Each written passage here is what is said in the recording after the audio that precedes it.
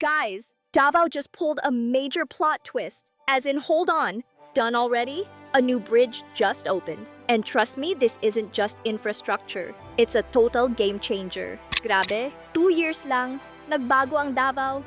Bukana Bridge, 134 kilometers, 4 lanes, travel time, 2 hours to 20 minutes. 14,000 commuters araw-araw. Smoother, faster, buhay na biyahe. Tulay ng opportunity at pagbabago.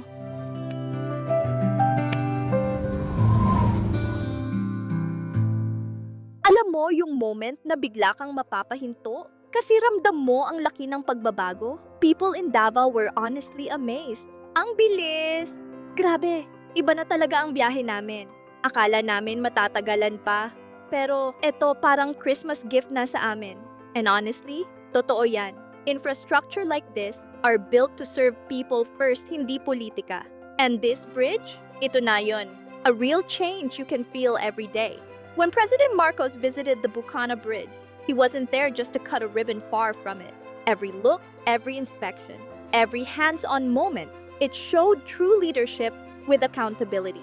Iba talaga kapag ang pamumuno mo, hindi lang puro salita, kundi nakikita mong gumagalaw, ramdam ng tao.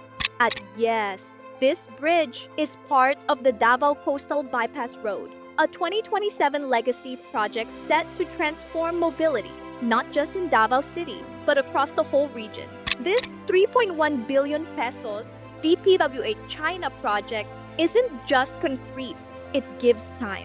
Time for workers, for family, for businesses. Yung time na dati nasasayang sa traffic, ngayon bumabalik sa tao. Kaya nga sabi nila, this bridge is not just concrete, it's an opportunity, progress, at pagbabago. At kung nagawa ito sa Davao sa pamumuno ni President Bongbong Marcos, imagine the next cities that will feel this kind of progress. Sa huli, hindi lang ito basta tulay. It's about connection, relief, and real change. Something people can feel every single day. Davao, this is for you, and trust me, this is just the beginning.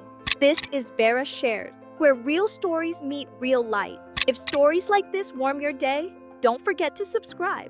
See you on the next one, and Merry Christmas, Davao!